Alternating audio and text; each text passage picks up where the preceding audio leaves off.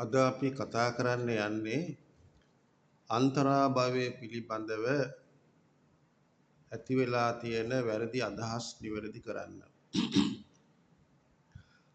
අන්තරාභවය පිළිබඳව බොහෝ දෙනාගේ අදහස් තියෙන්නේ මේ මරණයත් ඊළඟ ආත්මයත් අතර වෙනම පැවැත්මක් තියෙනවා කියන හැඟීම උඩයි. විශේෂයෙන් ඒ අදහස් වෙන්න හේතුව ගොඩක් මරණාසන්න මොහොතේදී සමහර අය ලබපු අත්දැකීම්. සමහර අය සල්ල කර්ම කරනකොට ශරීරයෙන් පිට ඉඳලා ඒ දැකපු කියපු දේවල් එක්ක සමහර අය මැරිලා නැවත ශරීරයට ඇවිල්ලා කියපු දේවල් එක්ක මේ ජීවිතයත් ඊළඟ ජීවිතයත් අතර පැවැත්මක් තියෙනවා අන්තර් ජීවී පැවැත්මක් තියෙනවා කියන හැඟීම මත තමයි මේ අන්තර්භවයේ පිළිබඳව අදහස් මතුවලා තියෙන්නේ. තවත් සමහර අය මහායාන සූත්‍රවල මේ අන්තර්භවයක් පිළිගෙන තියෙනවා. ථෙරවාදී අන්තර්භවයක් පිළිගෙන නැහැ කියලා එහෙම මතයකුත් තියෙනවා. ඇත්තටම මේ කරුණු මනසට එන්නේ මේ දහම පිළිබඳව හරියට වැටහීමක් නැති නිසායි. දැන් අපේ ථෙරවාදී සූත්‍ර අරගෙන බැලුවම අපි අරගෙන බැලුවොත් කුතුහල ශාලා සූත්‍රයේ වගේ සූත්‍රයේදී වච්චය කියන පරිභාජකයාත් එක්ක ඇතිවෙච්ච සාකච්ඡාවේදී බුදුරජාණන් වහන්සේගෙන් අහනවා බුදුරජාණන් වහන්සේ මේ ශරීරය අත්හැරලා වෙනස් ශරීරයකට නොගියාම ඒ අය කොහොමද පවතින්නේ කියලා අහනවා. ඒ වෙලාවේ බුදුරජාණන් වහන්සේ දේශනා කරනවා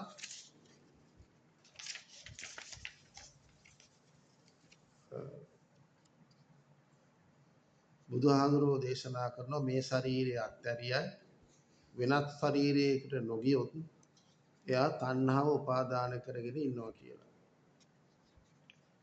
තවත් සමහර අවස්ථාවකට අපිට පේනවා සියදිවි හානි කරගත්තු ගෝධික හිමියන්ගේ විඥානයේ සොයමින් මායя අවකාශයේ එහාට මෙහාට ඇවිත් වෙලාවේ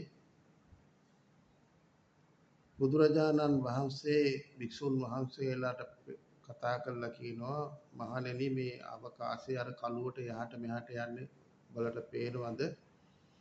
ඒ තමයි මායя විසින් ගෝධික හාමුදුරන්ගේ විඥානය හොයනවා කියන එක. ඒකිනුත් අදහස් වෙනවා විඥානයක් භවාන්තරගත වෙනවා කියන අදහස තියෙනවා. ඊළඟට ථෙරවාදී සූත්‍රවල විසුද්ධි මග්ගෙත් තියෙනවා නාම ධර්මයන් භවාන්තරගත වෙනවා කියලා පටිච්ච සමුප්පාද විස්තරයේදී. නමුත් අපේ සූත්‍ර පිටකයේ ඔය ථෙරවාදීන් අතර ලොකුවට කතා වෙච්ච දෙයක් තමයි අන්තරාභවයක් නැහැ කියලා. කතාවත් උපකරණයේදී ඔය ගැන ප්‍රශ්න විචාරක ක්‍රමයක් යනවා. එතනදී අන්තර් පරිනිබ්බායි පුද්ගලයා පිළිබඳව අන්තර් පරිනිබ්බායි පුද්ගලයෙක් ඉන්න නිසා අන්තරාභවයක් තියෙනවා කියලා. ඒ වෙලාවේදී අන්තර් පරිනිබ්බායි පුද්ගලයෙක් ඉන්නවා නම් අසංකාර පරිනිබ්බායි පුද්ගලයෙකුත් ඉන්න ඕනේ. සසංකාර පරිනිබ්බායි පුද්ගලයෙකුත් ඉන්න ඕනේ කියලා ඒක ප්‍රතික්ෂේප කරනවා. දැන් අපි මේ කාරණා පදනම් කරගෙන අපි බලමු මේ අන්තරාභවයක් තියනවාද කියලා.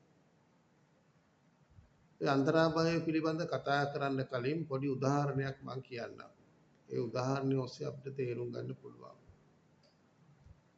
අපි හිතමුකෝ අඹ ගසක් තියෙනවා. ඒ අඹ ගසේ වැඩෙනකොට අඹ ගෙඩිවල අඹ ඇටයක් හට ගන්නවා. ඒ අඹ ගෙඩිය හොඳින් පැහුනට පස්සේ ඒ අඹ ගෙඩිය ඇතුලේ වැඩෙන අඹ ඇටය ඒ අඹ ගෙඩියෙන් ගිලහුණාට පස්සේ අඹ ගෙඩිය ගහින් ගිලහුණාට පස්සේ ඒ අඹ ගෙඩියේ ඇටේ ඉතුරු වෙලා අනිත් දේවල් විනාශ වෙලා යනවා. දැන් මේ අඹ ඇටයට නැවත ජීවයක් පවත්වන්න නම් ඒ අඹ ඇටේ සුදුසු පොළවක තැන්පත් වෙන්න ඕනේ. ඒකට වතුර ලැබෙන්න ඕනේ, හිරු එළිය ලැබෙන්න ඕනේ, වාතය ලැබෙන්න ඕනේ. එතකොට නැවත ගහක් හට ගන්නවා. දැන් මේ ගහේ හැදෙන අඹ ඇටේ වගේ අපේ මේ ශරීරය තුල අපි ජීවත් වෙනකොට පංච උපාදානස්කන්ධය සැකසෙනවා. ඒකට කියන්නේ අපි විඥානය කියලා, කර්ම විඥානය කියලා. දැන් මේ අපේ ශරීරය අරගෙන බැලුවම මේ පඨවි ආපෝ තේජෝ වායෝ කියන මහ භූත රූපයන්ගෙන් හැදිලා තියෙනවා. අපේ ශරීරයේ තියෙනවා ආයතන 6ක්. ඇස කන නාසය දිව ශරීර කියන චක්කායතනේ සෝතායතනේ ගාහනායතනේ ජීවායතනේ කායායතනේ මනායතනේ කියන ධම්මායතනේ කියලා තියෙනවා. එතකොට මේ අපේ ඇහැයි රූපයයි එකට ගැටුනම චක්කු විඥානය උපදිනවා. චක්කු විඥානය කියලා කියන්නේ ඒ ඇහැයි රූපයයි ගැටුනම ඒ මොහොතේ ඉපදිච්ච ධාතුවක්. කලින් ශරීරේ කොහෙවත් තිබිච්ච දෙයක් නෙමෙයි. ඒ ධාතුව ඉපදුනම අපිට රූප පේනවා, කනට ශබ්ද ඇහෙනවා, නාසයට ගඳ සුවඳ දැනෙනවා, දිවට රස දැනෙනවා, ශරීරයට ස්පර්ශ දැනෙනවා. දැන් ඇහැයි රූපයයි ගැටිලා චක්කු විඥානය ඉපදිලා රූප පෙවුනම ඒවා අපිට සොම්නස්ස පේනවා. ලස්සන නම් සොම්නස්ස පේනවා. කැත නම් දොම්නස්ස පේනවා. ඒ සොම්නස්ස දොම්නස්ස පෙවුනම අපි මොකද කරන්නේ? ඒ අරමුණේ ඇලිලා තණ්හාවෙන් ඇලිලා සතුට වෙනවා. ඇලෙනවට කියනවා තණ්හාව කියලා. ඒවා සතුටු වෙනවා නම් තදින් ගන්නවා නම් ඒවට කියනවා උපාදානය කියලා. ඒ උපාදානය කියලා කියන්නේ ඒක මමයේ මාගේ කියන හැඟීම ඇති වෙනවා ඒ රූපේ. ඒ රූපේ සතුටු වෙන කෙනෙක් ඉන්නවා. කවුද සතුටු වෙන්නේ? මම. ඒකට කියනවා උපාදානය කියලා. මේ අරමුණු වල සතුටු වුණේ උපාදානය කළේ මොකක් නිසාද? අරමුණු පිළිබඳ හරියට දන්නේ නැති නිසා. ඒකේ යථා ස්වභාවය අපිට පේන්නේ නැහැ. මහා භූත රූප කියලා පේන්නේ නැහැ. එතකොට ඒ දේ ඇලුනේ බැඳුනේ නොදැනීම අවිද්‍යාව නිසා.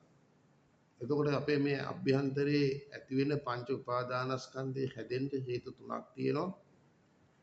එකක් අවිද්‍යාව, දෙක තණ්හාව, තුන උපාදානය.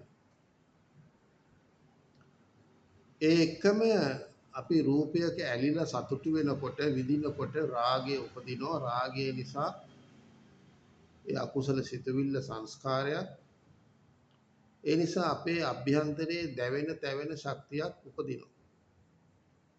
රාග දේශ මොහ ඊර්ෂ්‍යා මදමාන වැනි අකුසල නිසා රැස් වෙන දෙයක් තියෙනවා. ඒකට අපි කියනවා අපුඤ්ඤාභි සංඛාරා කියලා. පව් ශක්තිය. ඒ වගේම අපි අරමුණු වල ලෝභ දේශ මොහ තුනී කරනකොට අලෝභය අදෝසය අමෝහය දියුණු කරනකොට කුසල ශක්තියක් උපදිනවා.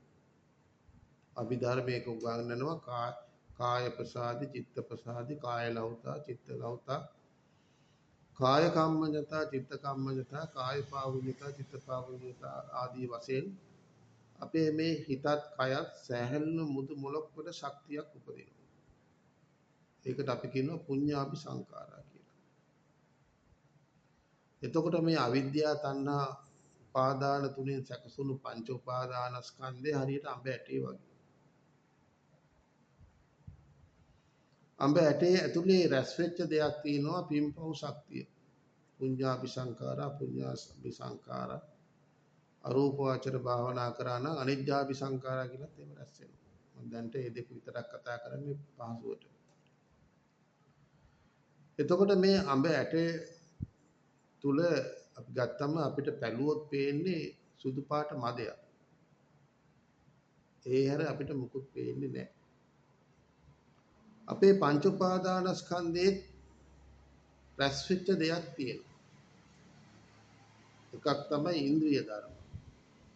චක්කු ඉන්ද්‍රිය, සෝත ඉන්ද්‍රිය, ගාහන ඉන්ද්‍රිය කියලා එහෙන් රූප බලායමට පුරුදු වෙච්ච ගතියක් තියෙනවා, ස්වභාවයක් තියෙනවා. කනෙන් ශබ්ද ඇදීමේ පුරුද්දක් තියෙනවා. නාසයෙන් ගඳ සුවඳ දැනීමේ, ශරීරයෙන් ස්පර්ශ දැනීමේ, මනසෙන් ඉඳීමේ පුරුද්දක් තියෙනවා. ඒ නිසා ඒවට මන ඉන්ද්‍රිය. ඔය වගේ ස්ත්‍රියක් හැම විදිහට ඇසිරලා පුරුදු නම් ස්ත්‍රී ඉන්ද්‍රිය. පුරුෂයෙක් විදිහට ඇසිරලා පුරුෂ නම් පුරුෂ ඉන්ද්‍රිය. හෘද වස්තුව අපේ තියෙනවා ඒකත් ඉන්ද්‍රියක් හැටියට තියෙනවා. මේ වගේ දේවසී ඉන්ද්‍රියක් අපේ පංච උපාදානස්කන්ධය තුල තියෙනවා අපිට පේන්නේ නැහැ. අර අඹ ඇටේ පැලුවම සුදු පාට මදයක් පේනවා ලස් කැටයක් වගේ. ඕකේ ඇතුලේ තියෙනවා අර ගහේ සේරම ලක්ෂණ පෙර ගහේ පාට වර්ණ හැඩය රස ඔක්කොම තියෙනවා. නමුත් ඒ අඹ ඇටේ පැලුවට අපිට ඒක බලන්න බෑ. ඒ වගේ අපේ ජීවිතයේ පුරුදු පුහුණු වීම මේ පංච උපාදානස්කන්ධය තුල තියෙනවා. එතකොට ජීවත් වෙනකොට අපි මේ ජීවත් වෙන්න කාලයම තමයි මේ පංච උපාදානස්කන්ධය හදාගන්නේ. එතකොට අපි සාමාන්‍යයෙන් ගොඩාක් පින් කරපු කෙනෙක් නොවේ නම් අපි තුල මේ පංච උපාදානස්කන්ධයේ අහේතුක විපාකයක් හැටියටයි සඳහන් වෙන්නේ අභිධර්මයේ. ඒ කියන්නේ ස්ථීරවම මනුස්ස ලෝකයට හරි දිව්‍ය ලෝකයට හරි කෙලින්ම මරුණට පස්සේ යන්නේ නැහැ. ඒක අහේතුකයි. සහේතුක නැහැ. එතකොට මේ අහේතුක කියන මේ විපාකයේදී එයාට ලැබෙනවා උපේක්ෂා සහගත චක්කු විඤ්ඤාණය. චක්කු විඤ්ඤාණයක් තියෙනවා. ඒක උපේක්ෂා සහගතයි. මධ්‍යස්ථයි. සොම්නස් දුම්නස් වශයෙන් දැනෙන්නේ. සෝත විඤ්ඤාණයක් තියෙනවා.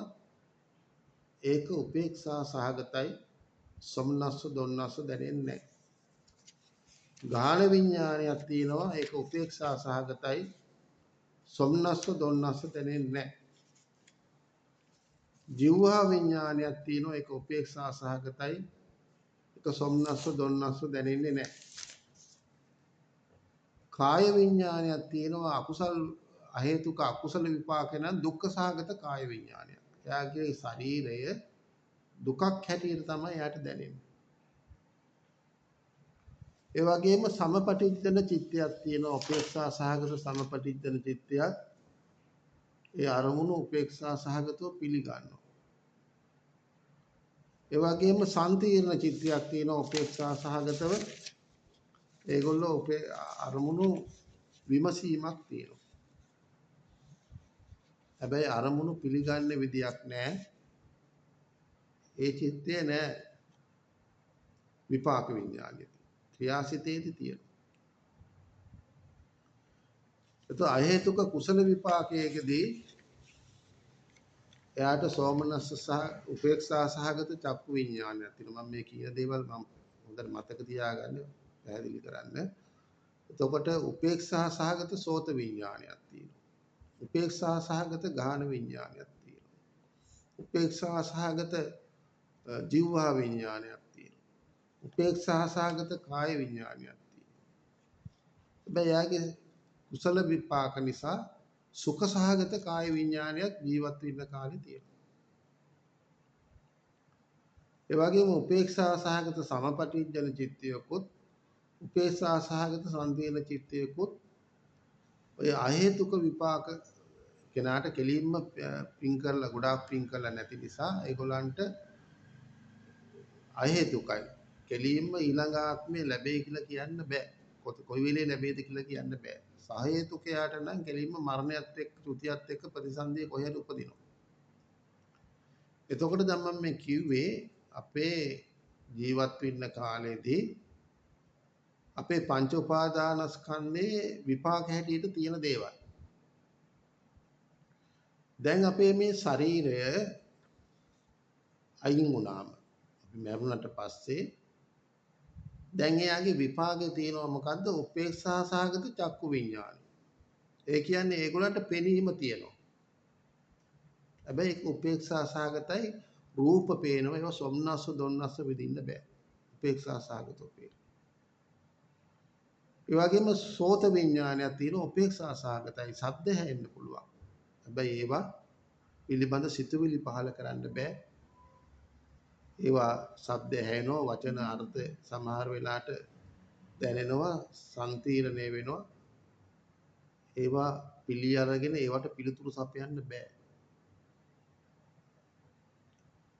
එතකොට ගන්ධ සුවඳ කියන ඒවා සාමාන්‍යයෙන් ආහාරත් එක්ක එන දේවල්. ඒවා ඒගොල්ලන්ට දැනෙන්නේ නැහැ. කබලින්කාර ආහාරත් එක්ක එන ඒවා. ශරීරය ඒගොල්ලන්ට අකුසල් පැත්තේ නම් දුක් හැටියට දැනෙනවා. දුක් සහිත ශරීරයක් හැටියට දැනෙනවා. කුසල පස්සේ නම් ඒගොල්ලන්ට බොහොම සැප විදියට ප්‍රණීත විදියට දකිනවා. දැන් මේ ශරීරයෙන් අයින් වෙච්ච අහේතුක කුසල විපාකයක් සහිත අහේතුක අකුසල විපාකයක් සහිත ඒ පංච උපාදානස්කන්ධයේ ස්වභාවය තමයි මේ අභිධර්මයේ කතා කරන්නේ. දැන් එයා ජීවත් වෙන්න කාලේ කාම අරමුණු නම් දියුණු කරේ. රූප, ශබ්ද, ගන්ධ, රස ඒවායේ ඇලිලා ගැලිලා නම් ජීවත් උනේ. එතකොට එයාට දැන් කාම භවයක් සඳහා ඒ පංච උපාදානස්කන්ධය හැදිලා තියෙනවා. දැන් මෙයා ශරීරයෙන් ඉවත් වුණාට පස්සේ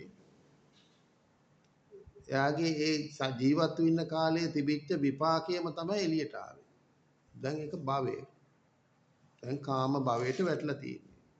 එයාට රූප පේනවා, ශබ්ද ඇහෙනවා, ගන්ධ සුවඳ දැනෙන්නේ නැහැ, රස දැනෙන්නේ නැහැ, කතා කරන්න ආයතන නැහැ. ශාරීරිය සැපවත දැනෙනවා. තමන් ජීවත් වෙච්ච කාලයේ අනුව ශරීරයේ රූපේ උපාදානය වුණා නම් ඒ විදිහේ උපාදාන වෙච්ච රූපයක් තියෙනවා. එතකොට එයා දැන් මේ ශරීරයෙන් ඉවත් වෙලා ඉන්නේ. ජීවත් වෙන්න කාලෙමයි මේ ශරීරය නිර්මාණය කළේ. එතකොට ඒ භවයට දැන් එයා වැටුණා. කාම භවයේ ඇවිල්ලා තියෙනවා. අන්තර් භවයක් කියලා වෙනම කයක් හැදුනේ නැහැ මරුණට පස්සේ. ජීවත් වෙන්න කාලෙම ඇති කරගත්තු විපාකය තමයි දැන් මේ එළියට ආවේ. අර ගහේ තිනකොට අඹ ඇටේ හැදුනා. ඒ අඹ ඇටේම තමයි එළියට ආවේ. එතකොට අපි දන්නවා පටිච්ච සමුප්පාදේ භවපච්චයා ජාති. භවයේ ක්‍රම දෙකයි කම්ම භව, උප්පත්ති භව. එතකොට කම්ම භවය කියන්නේ සිතින්, කයින්, වචනයෙන් කරන ක්‍රියාකාරකම් මත ඒ කාම අරමුණු නම් අපි විඳේ. කාමයේ භවයට ගැලපෙන විදියට ශරීර අවයවවල සකස් වීම කරන ශක්තිය. උප්පත්ති භව කියන්නේ අර පිම්පව් රැස් වුණු අර දැවෙන තැවෙන ශක්තිය. ශරීරය සිසිල් කරන පිම්පව් ශක්තිය. ඒක උප්පත්ති භව. උප්පත්ති භවයේ තමයි ජාතියටපත් වෙන්නේ. එතකොට භවපච්චය ජාති කියලා කියන්නේ බස ගැනීමක්, හට ගැනීමක්, පහළ වීමක්. අනේ නම් අපේ දැන් මේ භවයට කාම භවයෙන් අපේ ශරීරයෙන් ගැලවුණු පංච උපාදානස්කන්ධය අහේතුකයට නැවත මව් කුසක හෝ කොහි හරි පඨවි ආපෝ තේජෝ වායෝ ලබා ගන්න සුදුසු තැනක බැස ගන්නවා. ඒකට අපි කියනවා ජාතිය කියලා. අර මේකයි අත්තරපු ගමන් අනිත් තැන උපදිනවා කියලා අදහස තියෙන්නේ අටුවාවල් වල. ඒ ධර්මයේ තේරුම්ච්ච නැති නිසා. මෙහෙම බැස ගැනීමක් තියෙනවා කියලා පැහැදිලි කරගන්න පුළුවන් අපි ප ဋ ාණ ප්‍රකරණයට ගිහිල්ලා විඥානයේ නාම රූප වලට උපකාර කරන විදිය අවබෝධයක් ඇති කරගත්තොත් අපිට ඒක කරන්න පුළුවන්. දැන් අපි දන්නවා මේ විඥානයේ නාම රූපයට පත්‍ය වෙනකොට ක්‍රම කිහිපයක් තියෙනවා. එකක් තමයි සහජාත පත්‍ය. සහජාත වෙන්න නම් පත්‍ය දෙකක් තියෙන්න ඕනේ, දෙකට එකතු වෙන්න. එහෙනම් රූපයකුත් තියෙන්න ඕනේ, නාමයකුත් තියෙන්න ඕනේ, එකට එකතු වෙන්න ඕනේ. අන්නෝන්‍ය පත්‍ය. එකිනෙකට උපකාර කරගන්න ගතියක් තියෙන්න ඕනේ. ඒ කියන්නේ වෙන වෙනම පැවැත්මක් තියෙන්න ඕනේ, එකිනෙකට උපකාර කරගන්න. නිශ්චය පත්‍ය. ඒ කියන්නේ ශරීරය නාමයට රූපයට නාමය නිශ්චය වෙන්න ඕනේ. එතකොට ඒ විදිහට අපිට විඥානයේ නාම රූපයට නව ආකාරයකින් පත් වෙනවා. එතකොට ඒ අඤ්ඤමඤ්ඤ පස්සේ නිශ්චය සම්පච්චය සම්ප්‍රයුක්ත පත්‍ය අත්තිපච්චය අවිගත පත්‍ය ඊළඟට අනනන්තර සමානන්තර උපනිශ්‍රය මේ වගේ නාම රූප එකිනෙකට උපකර කරගන්න පත්‍ය සංග්‍රහය අවබෝධ කරගත්තා නම් ඒක තේරුම් ගන්න පුළුවන්. ඒ පත්‍ය විග්‍රහය හොඳට අවබෝධ කරගත්තම අපිට පේනවා නාමයත් ඒ වගේම විඥානයත් එකිනෙකට උපකාර කරගෙන තමයි ජීවයක් හටගන්නේ. එන මේ දෙකට වෙන වෙනම පැවැත්මක් තියෙනවා. එතකොට ඒක තමයි භවපච්චය ජාති කියලා කිව්වේ. මේ භවය කියන්නේ අර ප්‍රවෘත්ති විපාකයි ප්‍රතිසන්දි විපාකයි දෙකක් තියෙනවා පංච උපාදානස්කන්ධේ. ජීවත් වෙනකොට ප්‍රවෘත්ති විපාක හැටියට පංච උපාදානස්කන්ධය හැදෙනවා කාම භවයට. රූපයෙන් ඉවත් වුණාට පස්සේ ප්‍රතිසන්දි විපාක හැටියට භවයක් සැකසෙනවා. මේ ප්‍රතිසන්දිය කියලා කියන්නේ අර මේ ශරීරයෙන් ජීවත් වෙන්න ශරීරයෙන් අපේ පංච උපාදානස්කන්ධය දැන් භවාන්තරගත වුණා. ප්‍රතිසන්දි වුණා. ප්‍රතිසන්දි කියන්නේ එතන උපතක් නෙමෙයි. ප්‍රතිසන්දි විඥානය කියලා විඥානයක්. එතකොට කර්ම විඥානයක්. ඒ ප්‍රතිසන්දි විඥානයේ මෞකුසකට බැසගත්තාම පහළ වුණාම තමයි ඒක කියන්නේ උපතක් හටගත්තා කියලා. එතකොට ඕක කියන්න අපේ අය බය වෙනවා ථෙරවාදී මේක ආත්ම සංකල්පයට වැටේ කියලා. නමුත් මේ පංච අන්තරා භවයක් නෙමෙයි ඒක භවයට වැටිච්ච මේ ප්‍රවෘත්ති ප්‍රතිසන්දි විපාකයට එයාට එතන ඉඳලා කිසිම කර්ම ක්‍රියාවක් කරන්න බෑ. කර්ම ක්‍රියාවක් කරන්න බැරි හේතුව තමයි එයාට ආයතන නැහැ. හෘද වස්තුවක් නැහැ. එකම මනේන්ද්‍රිය තියෙන්නේ. අභිධර්මයේ ගැඹුරින් ඉගෙන ගත්තා නම් දන්න එකම මනේන්ද්‍රිය තියෙන්නේ. එතකොට එයාට ආයතන නැති නිසා ධම්මායතනයක් නැහැ. කිසිවක් මතක තියාගන්න බෑ. කියන්නේ රඳව ගන්න බෑ. දකින්නවා පේනවා විතරයි. සිතුවිලි පහල කරන්න, ජවන පහල කරන්න බෑ. ධම්මායතනයක් නැති නිසා එකම මනේන්ද්‍රිය තියෙන නිසා ශරීරයේ අස්කන්නාදී වශයෙන් මේ උපාදානීය වූ විඥානයක් පමණයි තියෙන උපේක්ෂා සහගතයි. ඇසක් නැති නිසා සොම්නස්ස දුම්නස්ස දකින්න බෑ. කනක් නැති නිසා සොම්නස්ස දුම්නස්ස දකින්න බෑ. නාසය නැති නිසා සොම්නස්ස දුම්නස්ස දකින්න බෑ. ඒක උපේක්ෂා සහගතයි. විපාක උපේක්ෂා සහගතව තියෙන්නේ උපාදානීය වූ විඥානය තියෙනවා. ඒ නිසා ඒ සත්වයාට රූප පෙවුනට ඒ රූප පිළිබඳව ජවන පහල කරන්න බෑ. කර්ම කරන්න බෑ. ඔය මරණාසන්න අය මරුණා ශරීරයෙන් එළියට ගිහිල්ලා ඒ රූප දකිනවා. සමහරකට සල්ලි කර්ම කරනවා පේනවා. තමන්ගේ ඥාති හිතවතුන් පේනවා. නමුත් ඒ ඇයිට කතා කරන්න බෑ, අල්ලන්න බෑ. විපාක විඥානේ. ඒගොල්ලන්ට පේනවා විතරයි. ඒගොල්ලෝ නැවත ශරීරයට ආවට පස්සේ තමයි මේ විස්තර කියන්න පුළුවන්. මම මෙහෙම දැක්කහම දැක්කා කියලා. අර ශරීරයේ ඉඳගෙන යාට මුකුත් කියන්න බෑ. එතකොට ඔය ඒකට දහම කියන්නේ දැන් අර කම්ම භවයට වැටුණා. අහේතුක විපාක හැටියට. දැන් සහේතුක විපාකවලදී දැන් පංච උපාදානස්කන්ධේ ශරීරයෙන් ගැලවෙනකොටම ඒකට ගැලපෙන ධාතු ඕපාපාතික සත්‍ය නිසා දිව්‍යෝ චුතියත් සමග ප්‍රතිසන්දිය තියෙනවා. ඒක සහේතුක විපාක. අහේතුක විපාකය තියෙන කෙනාට එහෙම එකපාරට ප්‍රතිසන්දියක් ලැබෙන්නේ නැහැ. ඒකට අන්තරාභවයක් නෙමෙයි කියන්නේ. ඒක භවයමයි. මේ ශරීරයේ කාම අරමුණු කරගෙන භවයට වැටුණා. භවපච්චය ජාති කියන තැන තමයි උපතක් තියෙන්නේ. එතකොට මේකට අන්තරාභවයක් කියලා වෙනම නෑ. ජීවත් වෙන්න කාලේම හදාගත්තු විපාක විඥාණයම තමයි මේ භවාන්තර ගත උනේ.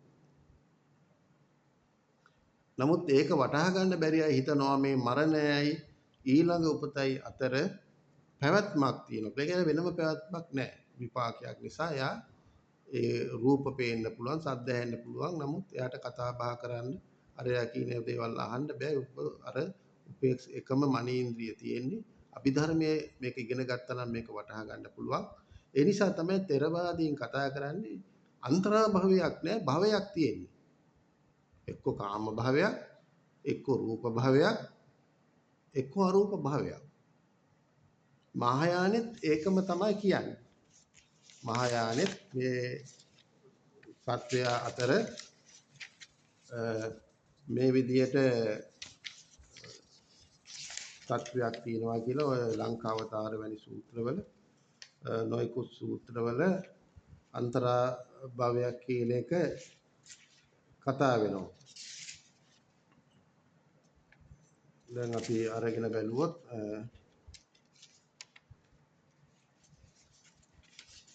ඒක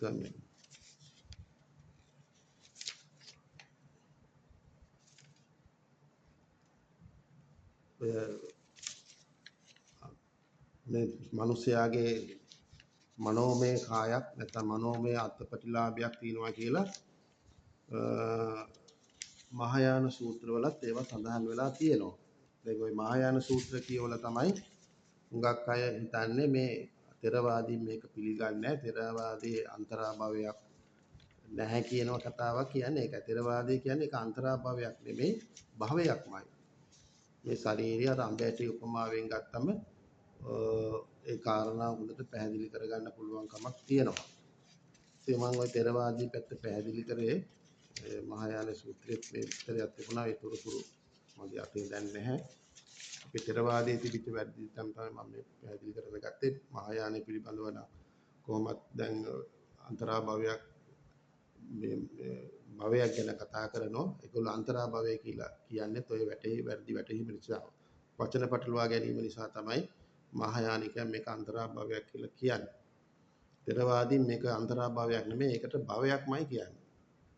මේ භවයේ ස්වභාවය වටහා ගන්න බැරි නිසා ඒ අය හිතනවා මරණයයි ජීවිතය අතර අන්තර් පැවැත්මක් තියෙනවා කියලා. ඒක අන්තර් පැවැත්මක් නෙමෙයි. අපේ පංච උපාදානස්කන්ධයේ කර්ම විඥානයේ ස්වභාවය අපි තේරුම් ගත්තා නම් අභිධර්මයට අනුව ඒක තමයි මේ වෙන්නේ. අපි ගත්තොත් පටිච්ච සමුප්පාදයේ තියෙනවා චතුස්කයක්. චතුස්සේ පටිච්ච සමුප්පාද චතුස්කය අපි විභාග කරලා ගත්තොත් තේරුම් කරලා ගත්තොත් ඒ චතුස්ක පටිච්ච සමුප්පාදයේ තියෙනවා විඥානය කෙලින්ම නාමයටපත් වෙන්නේ නැතුව කෙලින්ම සට්ඨායතන වලටපත් වෙනවා. සමහර අවස්ථාවලට කෙලින්ම ෂඩායතන වලට තමයි විඥානෙපත් වෙන්න අවස්ථා තියෙනවා. සමහර විඥානයක් නාම රූප වලටපත් වෙනවා. එතකොට එතනනොත් පැහැදිලි වෙනවා මේ විඥානය නාමය එක නාමයෙන් තොරව පවතින්න පුළුවන් කියන අදහස පටිච්ච සමුප්පාද චතුස්කේනොත් පටිසම්භිදා මග්ගයේ තියෙන ඒකිනුත් බලා ගන්න පුළුවන්කම තියෙනවා. ඒ නිසා ථෙරවාදීන් කියන එක හරි මේක අන්තරා භවයක් නෙවෙයි මේක භවයක්. මේක අන්තරා භවයක් කියන මේ වැටහීම එන්නේ අර මරණින් ජීවිතය අතර අර පේන නිසා ඇහෙන නිසා මේක වෙනම ජීවියක් හැටියට යනවා කියන හැඟීම මතයි ඒක වෙන්නේ. ඒ නිසා මේ ගැන තව විස්තර අවශ්‍ය නම් කාට හරි ප්‍රශ්න කරන්න පුළුවන් කමෙන්ට් එකක් දැම්මොත් ඒ පිළිබඳව පැහැදිලි කිරීමක් කරන්න පුළුවන්.